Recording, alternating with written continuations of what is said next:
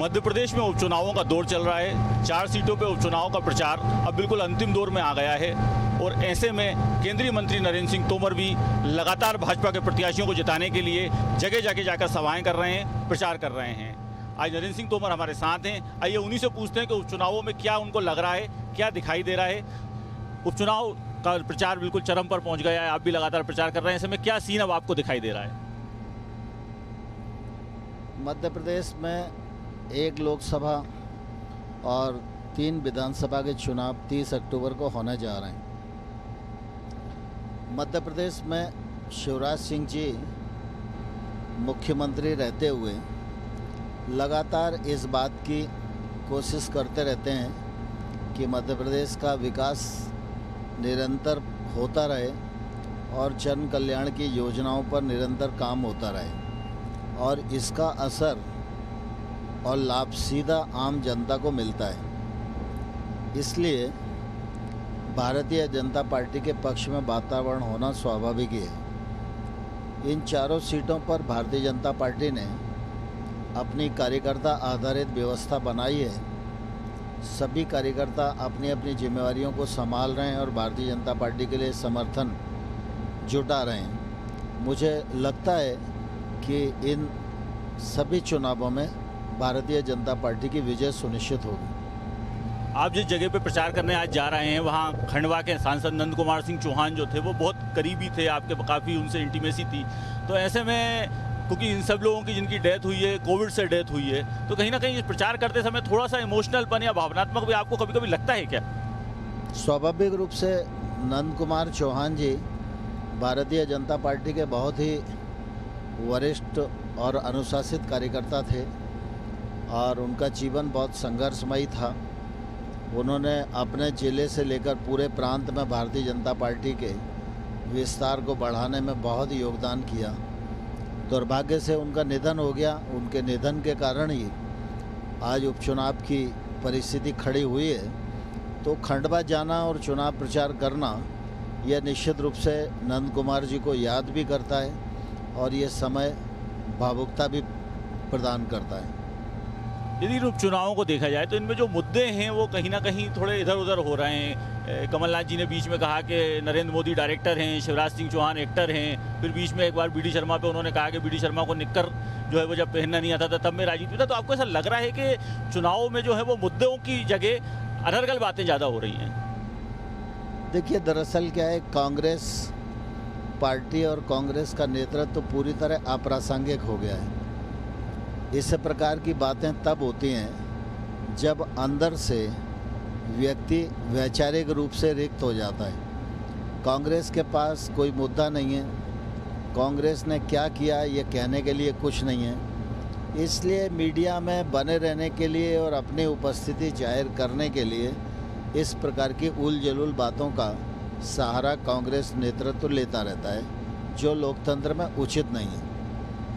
लेकिन भाजपा को भी क्या जरूरत पड़ी? एकदम कांग्रेस का एक विधायक जो है कल भाजपा में शामिल हुए, मतलब ऐसा तो कोई दिक्कत नहीं है अगर ये चुनाव बीजेपी को जो है सरकार पर कोई असर नहीं आ रहा। ऐसे में एक विधायक जो है वो वापस आया, एक उपचुनाव और खड़ा होगा, तो क्या ऐसी आवश्यकता पड़ रही है कि कांग्रेस के लोगों को भाजपा में लिया जा रहा है? देखिए, भारतीय जनता पार्टी एक जन संगठन है और किसी भी जन संगठन को हमेशा विस्तार देना ये पार्टी के लोगों की जिम्मेवारी है। जहाँ तक किसी विधायक के और आने जाने का सवाल है तो सामान्य तौर पर भारतीय जनता पार्टी किसी को लाने के लिए प्रयत्नशील नहीं रहती, लेकिन भारतीय जनता पार्टी की कार्यपद्धति से, विचार से कोई व्यक्ति भारतीय जनता पार्टी में आना चाहे तो भारतीय जनता पार्टी को मना भी क्यों करना चाहिए? नहीं, भाजपा के नेता जो हैं वो किसी विधायक को लेकर आते हैं, जोर नहीं देते वो अपनी जगह, लेकिन साथ में ये भी होता है ना कि जो भाजपा का आपका कार्यकर्ता उस क्षेत्र का है, कभी ऐसा होता है कि आप लोग उनकी सहमति बनाओ कि हमको इसको लेकर आना है, या भाजपा का क्योंकि कार्यकर्ता को कहीं इसमें उपेक्षित महसूस नहीं करता? स्वाभाविक रूप से जब इस प्रकार के निर्णय होते हैं तो संबंधित लोग संबंधित कार्यकर्ताओं से बातचीत करते हैं और भारतीय जनता पार्टी का जो कार्यकर्ता है उसका मानस भी हमेशा ये रहता है कि जहां पार्टी अभी नहीं पहुंची है वहाँ तक पार्टी को पहुँचाया जाए। और हम सब लोग हमेशा पार्टी सर्वस्पर्शी बने और सर्वव्यापी बने, इसके लिए निरंतर प्रयत्न करते रहते हैं। उन्हीं प्रयत्नों में से इस प्रकार के प्रयत्न होते हैं। दूसरा, कुछ इस समय राष्ट्रीय मुद्दे हैं जो आपके विभाग से भी जुड़े हुए हैं, जिसमें एक बड़ा मुद्दा पूरे देश में खाद की कमी का चल रहा है। खाद की कमी का संकट क्यों पैदा हुआ, डीएपी क्यों जैसे कहेंगे कम इस समय आ रही है, और इसको मतलब हम ये हमारे दर्शक ये जानना चाहेंगे कि क्या इसका समाधान क्या है, कैसे इसको ठीक किया जाएगा? देखिए, फर्टिलाइज़र खेती में आवश्यक है, लेकिन फर्टिलाइज़र पर निर्भरता कम हो यह भी आवश्यक है। फर्टिलाइज़र का उपयोग संतुलित हो, इसके लिए सरकार एक जागरूकता अभियान भी चला रही है और इसलिए सॉइल हेल्थ टेस्टिंग का अभियान भी प्रधानमंत्री नरेंद्र मोदी जी ने प्रारंभ किया, जिससे खाद है, दवाइयाँ हैं, पानी है, इनका संतुलित प्रयोग खेती में हो। इससे उत्पादकता भी बढ़े और किसान की लागत भी कम हो। जहाँ तक फर्टिलाइज़र का विषय है तो यूरिया वगैरह की तो कोई कमी है नहीं, लेकिन बीच में डीएपी की कमी हुई है। डीएपी के लिए हम लोग इंपोर्ट पर निर्भर करते हैं और कमी जगह हैं और कम व्यापारी हैं जो डीएपी के क्षेत्र में काम करते हैं। इसलिए पिछले बार जब सीजन था तो उस समय कंपनियों ने अंतर्राष्ट्रीय भाव डीएपी के बढ़ा दिए। भारत में एक डीएपी का बैग 1200 रुपये में मिलता था, उस समय उसकी कीमत 1700 रुपये थी, तो 500 रुपये सब्सिडी केंद्र सरकार देती थी। लेकिन जब ये एक बैग की कीमत अंतर्राष्ट्रीय स्तर पर 2400 रुपये हो गई तो प्रधानमंत्री जी ने तय किया कि भाई किसान पर भार नहीं पड़ना चाहिए, इसलिए 500 की जगह सब्सिडी को 1200 किया। पिछले सीजन में 1200 रुपये पर डीएपी की उपलब्धता सभी किसानों को हुई। इस बार फिर अंतर्राष्ट्रीय भाव बढ़ गए और इस वजह से एक बैग पर नरेंद्र मोदी जी की सरकार ने निर्णय करके 1650 रुपया सब्सिडी देना तय किया। लेकिन डीएपी की उपलब्धता अनेक कारणों से थोड़ी सी कम है, लेकिन अभी भाव भी सब्सिडी भी बढ़ाई है और इंपोर्ट किया जा रहा है और सप्लाई डीएपी की निरंतर जारी है पूरे देश भर में। चीन ने से इंपोर्ट नहीं कर पाए क्योंकि डीएपी सबसे ज़्यादा चीन से इंपोर्ट होता है, क्योंकि और चाइना से अभी इंपोर्ट होगा इसका भी अभी कोई आसार दिखाई नहीं दे रहा क्योंकि उन्होंने रोक लगा रखी है। कुछ इसके वैकल्पिक चीज़ों पर विचार कर रहे हैं कि आप लोग के डीएपी की जगह किसान कोई दूसरी चीज़ डाले, या जो एक बार हम जिसे कहें कि आप लोगों का वो एक चीज़ थी कि स्वदेशी चीज़ें या जैविक खेती या इस तरह को जो बढ़ावा देने की बात हुई थी, क्या लग रहा है कि इसमें कहीं सफलता नहीं मिल पाई, इसीलिए आज भी हम इन सब चीज़ों पर बहुत ज़्यादा निर्भर हैं?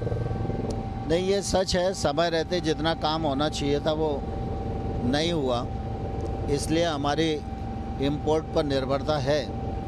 लेकिन हम लगातार इस सीजन में किसानों को आग्रह कर रहे हैं राज्य सरकारों के माध्यम से कि वो डीएपी के साथ साथ एनपीके का भी उपयोग करें और एनपीके आधे से ज़्यादा हिंदुस्तान उपयोग करता है और एनपीके की सप्लाई भी निर्बाध गति से करने की कोशिश की जा रही है। पिछले दिनों आपने देखा कि हमारे भारत में ही रिसर्च हुआ और हम लोगों ने नैनो यूरिया बनाया। नैनो यूरिया का भी प्रयोग चल रहा है, उसका टेस्टिंग हो गया है, मार्केट में आ गया है और नैनो डीएपी पर भी अनुसंधान चल रहा है। कुछ समय पश्चात अगर प्रयोग सफल रहे तो वह भी बनेगा तो निश्चित रूप से हमारी इंपोर्ट पर निर्भरता कम होगी। दूसरा, आप साथ और किसान आंदोलन की बात नहीं हो तो वो चर्चा अधूरी रह जाएगी। तो किसान आंदोलन लंबा समय हो गया है चलते हुए, कई बार बातचीत हो चुकी है, क्या लग रहा है आपको, क्या हल दिखाई दे रहा है, कैसे हल होगा किसान आंदोलन का? कृषि सुधार बिल मोदी सरकार ने लोकसभा और राज्यसभा में पारित किए। इस प्रकार के बिल आए, इसके लिए 20 साल से लगभग देश में विचार विमर्श चल रहा था। वाजपेयी जी जब प्रधानमंत्री थे उस समय स्वामीनाथन साहब की अध्यक्षता में एक समिति बनाई थी। उस समिति ने भी विचार करके अपनी रिकमेंडेशन दी। तदुपरांत यूपीए गवर्नमेंट ने भी इस दिशा में एक मॉडल बिल बनाया जो राज्यों को भेजा, लेकिन राज्य उसको अपना नहीं पाए। फिर महाराष्ट्र के कृषि मंत्री पाटिल जी थे, उनके अध्यक्षता में 11 राज्यों के कृषि मंत्रियों की एक समिति बनी। उसने भी इस प्रकार के रिफॉर्म की बात कही। फिर हुड्डा जी की अध्यक्षता में मुख्यमंत्रियों की एक समिति बनी। उस समिति ने भी इस प्रकार की सिफारिश की। फिर नीति आयोग ने एक कमेटी मुख्यमंत्रियों की बनाई, उनने भी इस दिशा में सिफारिश की। तदुपरांत ये कृषि सुधार बिल लाए और ये कृषि सुधार बिल किसानों के हित में है। देश भर का किसान और देश भर के किसान संगठन इन बिलों के समर्थन में खड़े हुए हैं, लेकिन कुछ लोग हैं जिनको इस बिल में आपत्ति दिखाई देती है। सरकार किसानों के प्रति प्रतिबद्ध है, इसलिए किसानों ने पूरी संवेदनशीलता के साथ आंदोलनकारी किसान यूनियन से 11 दौर की बातचीत की और उनको बार बार ये आग्रह किया कि आप प्रावधानवार बातचीत करें। अगर किसी प्रावधान में आपको कोई तकलीफ़ दिखाई देती है तो सरकार उस पर विचार करने को, निराकरण करने के लिए भी तैयार है। लेकिन 11 दौर की बातचीत में वो अपने तर्क से सरकार को संतुष्ट नहीं कर सके। तो हमने उनको कहा कि आप सब आपस में मशवरा करो और मशवरा करने के बाद फिर अपना प्रस्ताव लेकर आओ, तो हम लोग उस प्रस्ताव पर चर्चा करेंगे। तब से अभी तक कोई प्रस्ताव लेकर वो आए नहीं हैं। मैं आशा करता हूं कि वो प्रस्ताव लेकर आएँ, सरकार से चर्चा करें, आंदोलन का रास्ता छोड़ें। सरकार मोदी जी के नेतृत्व में किसान को भी और किसानी को भी, दोनों को आगे बढ़ाने के लिए प्रतिबद्ध है। पिछले वर्षों में मोदी जी के नेतृत्व में एमएसपी को 1.5 गुना किया गया। एमएसपी पर खरीद भी बढ़ाई गई। एमएसपी पर खरीद अब दलहन और तिलहन की भी होना शुरू हो गई है। और अगर कोई राज्य पीडीएस में बांटने के लिए प्रवृत्त होता है तो मोटा अनाज खरीदने के लिए केंद्र सरकार को प्रस्ताव देता है, तो हम मोटे अनाज की भी खरीद करते हैं। एग्रीकल्चर के क्षेत्र में निवेश बढ़ाने के लिए और जो एग्रीकल्चर के क्षेत्र में गैप्स रह गए वहाँ अधोसंरचना विकसित हो, इसके लिए 1 लाख करोड़ रुपए का एग्रीकल्चर इंफ्रा फंड हम लोगों ने बनाया है। अभी तक लगभग 11,000 करोड़ के प्रस्ताव राज्यों से हमें प्राप्त हुए हैं। 5,700 करोड़ रुपए का ऋण बैंकों के द्वारा उनको दिया गया है। इस ऋण पर 3% ब्याज की सब्सिडी केंद्र सरकार दे रही है।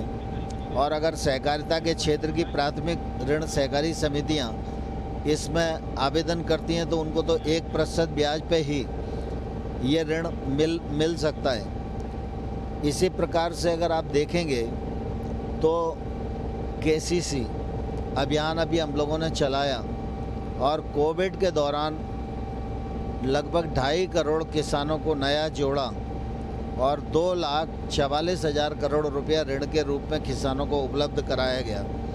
एक समय था जब केसीसी वाजपेयी जी के समय शुरू हुई थी तो बहुत थोड़े से किसान उससे जोड़ पाए थे। बाद में इस दृष्टि से किसी ने ध्यान दिया नहीं। प्रधानमंत्री जी ने अब तय किया कि 16 लाख करोड़ रुपया किसानों को ऋण के रूप में मिलना चाहिए, जिस पर सरकार सब्सिडी देती है। मुझे कहते हुए प्रसन्नता है कि अभी 15 लाख करोड़ रुपए तक का ऋण किसानों को दिया गया है। इससे किसानों की साहूकारी पर जो निर्भर करता था उससे मुक्ति मिली है। बड़े ब्याज से वो बचा है, शोषण से बचा है और अपनी खेती को आगे बढ़ाने के लिए कोशिश कर रहा है। एफपीओ बनाने की योजना हम लोगों ने शुरू की है। उस एफपीओ पर 6,850 करोड़ रुपया भारत सरकार खर्च करने वाली है।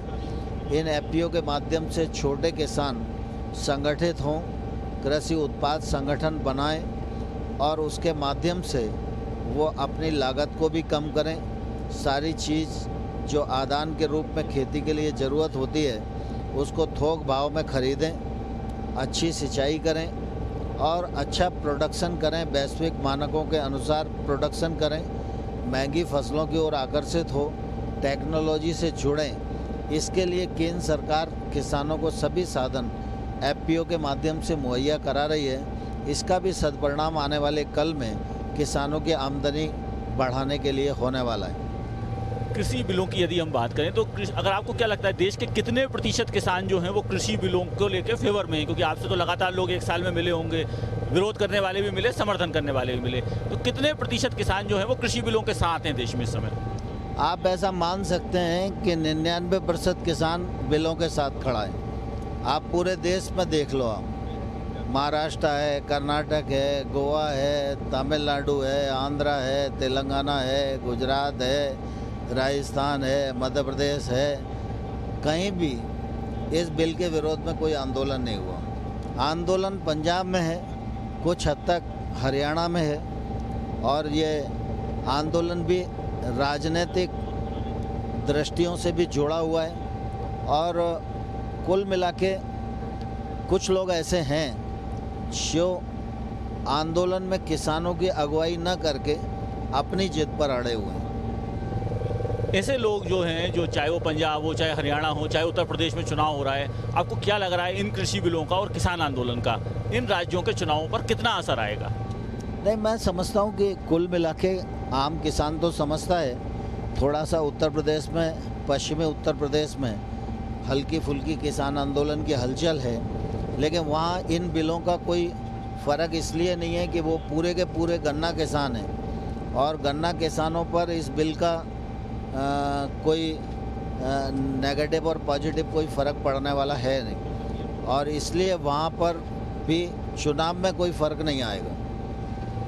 चुनाव पर इन कृषि बिलों का फर्क नहीं आएगा, लेकिन समाधान का रास्ता उन्होंने कोई प्रस्ताव दिया नहीं है। सुप्रीम कोर्ट ने रोक लगा रखी है। देखा जाए तो अभी ये बिल लागू ही नहीं है, उसके बाद भी किसान आंदोलन बड़ा मुद्दा बना हुआ है। तो ये हल कैसे निकलेगा, कब तक निकलेगा, या इस हल के ना निकलने से जो किसान है उनको समझ में ही नहीं आ रहा है कि आने वाले समय में क्या होगा?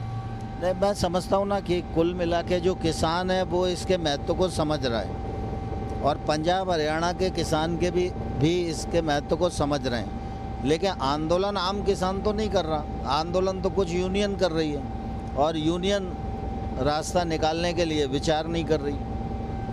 बीच में कुछ लोगों से शायद आप लोगों की चर्चा भी हुई थी, क्योंकि अमरिंदर सिंह पंजाब के जो मुख्यमंत्री थे वो मिले भी थे केंद्रीय गृह मंत्री अमित शाह से। कुछ बात चल रही थी कि कुछ रास्ता निकलेगा, तो ऐसा लग रहा है कि कुछ रास्ता निकल सकता है आने वाले समय में? नहीं, अभी तो इस मामले में कुछ नहीं कहा जा सकता। मुझे लगता है वक्त ही इसका रास्ता निकालेगा। भारत सरकार तो किसानों से आज भी चर्चा करने के लिए और रास्ता निकालने के लिए तैयार है। दूसरा एक इशू देश में और काफ़ी हो रहा है, तो उसका रास्ता क्या है? जैसे महंगाई को लेके एक बार फिर बातें होने लगी हैं, तो महंगाई लगातार बढ़ रही है, ये सच्चाई है। ये महंगाई कैसे कम होगी, या अब ये मान लें कि ये पेट्रोल के रेट जो हो गए इससे ऊपर ही जाना है, अब कभी नीचे नहीं आ पाएंगे? देखिए, दरअसल क्या है कि जब कोई महामारी जैसी परिस्थिति खड़ी होती है तो उसकी परिणति महंगाई के रूप में होती है। अभी थोड़ी चीज़ें महंगी हुई हैं, ये मानने में मुझे कोई संकोच नहीं है, लेकिन भारत सरकार के संज्ञान में है और खाद्य पदार्थ महंगे ना हों इस बारे में भारत सरकार चिंतित भी है और उन जिन्सों की उपलब्धता बाज़ार में बढ़े इसके लिए इंपोर्ट का रास्ता, ड्यूटी घटाने का, बढ़ाने का रास्ता, इन सब रास्तों पर भारत सरकार काम कर रही है और मुझे लगता है उसके परिणाम आने वाले कल में ठीक आएंगे। अगर मैं आपके खुद की राजनीति की बात करूं तो लंबे समय से मैं खुद देख रहा हूं, आप मध्य प्रदेश में जो है वो मंत्री थे, उसके पहले आप भारतीय जनता युवा मोर्चा के अध्यक्ष थे, आपको अध्यक्ष बन गए आप, फिर राष्ट्रीय महासचिव बन गए, फिर सेंट्रल में मंत्री बन गए। तो नरेंद्र सिंह तोमर अपनी राजनीति को अब आगे क्या देख रहे हैं, उनको आगे क्या दिखाई दे रही है? मैं तो भारतीय जनता पार्टी का कार्यकर्ता हूं और भारतीय जनता पार्टी के लिए काम करता हूं। काम करते समय पार्टी जो भूमिका तय करती है उस भूमिका को कैसे अच्छे से निभा पाऊं, यही मेरी कोशिश रहती है। बाकी मैंने अपने बारे में न तो कभी कोई लक्ष्य तय किया और ना ही मेरी ऐसी कोई महत्वाकांक्षा है। भारतीय जनता पार्टी के द्वारा प्रदत्त काम को अच्छे से मैं निभा सकूं, मेरी हमेशा यही कोशिश रहती है। 3 राज्यों में नेतृत्व परिवर्तन हुआ, उत्तराखंड में हुआ, कर्नाटक में हुआ, उसके बाद जो है गुजरात में हुआ। तो इसको लेके एक मध्य प्रदेश में भी एक अनिश्चितता का माहौल जिसे हम कहें कि बना रहता है। आप दिल्ली में बैठते हैं, क्या लग रहा है आपको मध्य प्रदेश में यह अनिश्चितता का माहौल छटेगा या मध्य प्रदेश में नेतृत्व रहेगा, चेंज होगा, क्या होगा आने वाले समय में, क्या दिखाई दे रहा है आपको? ये मध्य प्रदेश में शिवराज सिंह जी मुख्यमंत्री हैं और उनके नेतृत्व में सरकार अच्छे से मध्य प्रदेश के विकास के लिए काम कर रही है। इस प्रकार की इसलिए अटकलों का कोई महत्व नहीं है। लेकिन एक बात हमेशा आती है जब ये बात होती है कि नरेंद्र सिंह तोमर मध्य प्रदेश के मुख्यमंत्री बन सकते हैं, पिछले कई सालों से बात चल रही है। नरेंद्र सिंह तोमर खुद क्या मानते हैं इस बारे में? नहीं, सामान्य तौर पर मैं तो मुख्यमंत्री की लाइन में ना पहले था ना आज हूँ और ना ही मेरे मन में कोई ऐसा भाव कभी आया। जो मुख्यमंत्री है वो ठीक से सरकार चलाए, इसमें अपन कोई योगदान कर सकते हैं तो हम जरूर करने का प्रयास करते हैं। एक राजनेता जो है वो कांग्रेस से भाजपा में आए, ज्योतिरादित्य सिंधिया, आप भी ग्वालियर के हैं, वो भी उसी क्षेत्र के हैं। सिंधिया के भाजपा में आने से क्या फर्क पड़ा है भाजपा की राजनीति को, ये मैं आपसे। स्वाभाविक रूप से सिंधिया जी भारतीय जनता पार्टी में आए, उनके कारण भारतीय जनता पार्टी की सरकार पुनः मध्य प्रदेश में स्थापित हुई है और सिंधिया जी कांग्रेस के बड़े नेता थे, उनके साथ कई विधायकों ने इस्तीफा भी दिया। कोई भी व्यक्ति जब किसी पार्टी में प्रवेश करता है तो निश्चित रूप से उस पार्टी की ताकत बढ़ती है, इसलिए उनके आने से भारतीय जनता पार्टी को मदद मिलेगी। तो ये थे केंद्रीय मंत्री नरेंद्र सिंह तोमर, जिनका साफ कहना है कि कृषि बिलों का हल कृषि यूनियनों के हाथ में है। जैसे ही वो प्रस्ताव देंगी तो कोई ना कोई हल निकलेगा।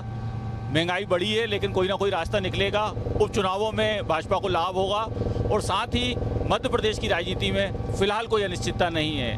तो इस स्थिति में उनका यह साफ मानना है कि अभी फिलहाल सब कुछ मध्य प्रदेश में ठीक चल रहा है। वीडियो जर्नलिस्ट हिमांशु के साथ नितेंद्र शर्मा, न्यूज़ स्टेट, बुरहानपुर।